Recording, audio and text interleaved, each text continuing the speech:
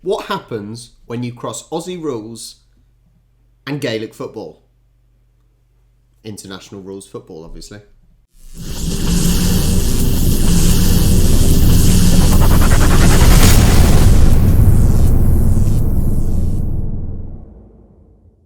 Now, a lot of my Aussie Rules subscribers have told me that Aussie Rules derived a lot from Gaelic football. So I've done a few videos recently of looking at Gaelic football and some goals and how it's played, and yeah, I can see why the link is there for sure. Now, I was told that they do a little mashup where Gaelic football and Aussie Rules comes together each year. I think it's each year, maybe every few years, and they play each other in sort of a combined weird rule system. So we're going to check out what it actually is and yeah, what is international rules football? Let's find out.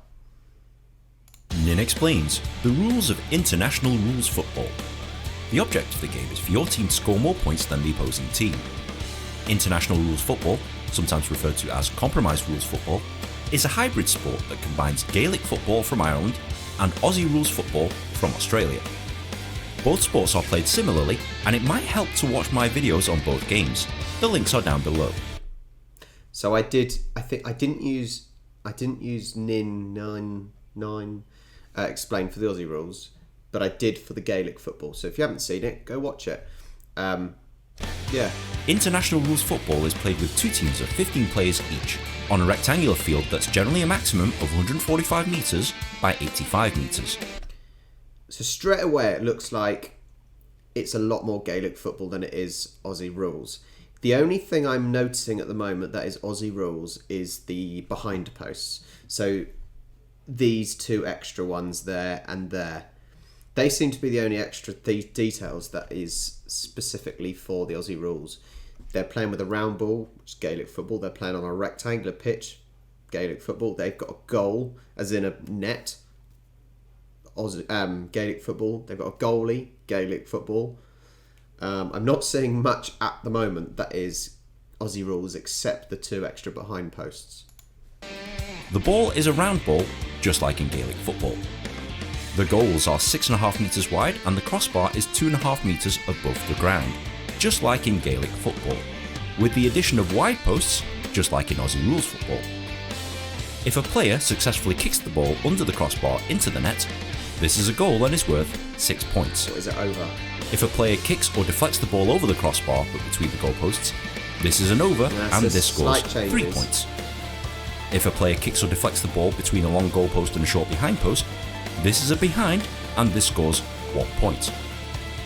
The game is played in 4 18-minute quarters for a combined playing time of 72 minutes. That's a strange number. I'm surprised they haven't rounded it up. Now, obviously, Aussie rules I know is for 20 minutes. Obviously, they stop the clock when the play's dead. High score at the end of time wins. Surely it's not that simple.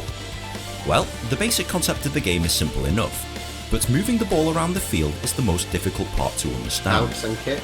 You can move the ball by kicking it out of your hands, kicking it along the ground, and running with the ball so long as it's no more than 6 steps or roughly 10 metres. If after 10 metres you want to keep the ball, you must bounce the ball on the ground to be eligible to take another 6 steps. You are only allowed to bounce the ball twice before disposing or getting rid of the ball. You can also choose to move the ball by tapping it off your foot, known as soloing, just like in Gaelic football, and you can do this as many times as you'd like. A player can catch the ball with his hands in the air. A player can hand pass to a teammate, however, a team cannot hand pass on 4 successive occasions. If you kick the ball in the air 15 metres or more, and a teammate catches it without the ball bouncing on the ground, this is known as a mark or marking the ball. So, I don't think you get marks in Aussie rules. Scratch that. I don't think you get marks in Gaelic football, but obviously you do in Aussie rules. So maybe that's another addition to the international match. The player is then awarded a free kick from that spot. Got it so far? Good, because there's more.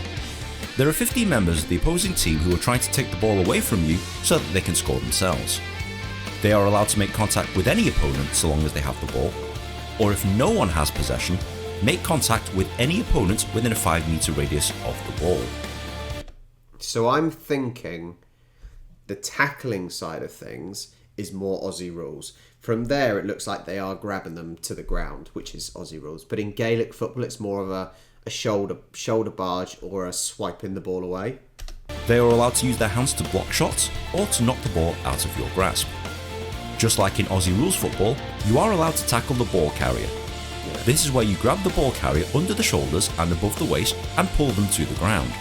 So someone told me, I think in the comments, that Gaelic football don't like it as much because obviously the physicality, and obviously Aussie rules is known for being physical, 360, physical, whereas Gaelic football doesn't have that same contact. And I'm sure someone told me that possibly the Gaelic football people wanted to stop doing it, but that would be a shame.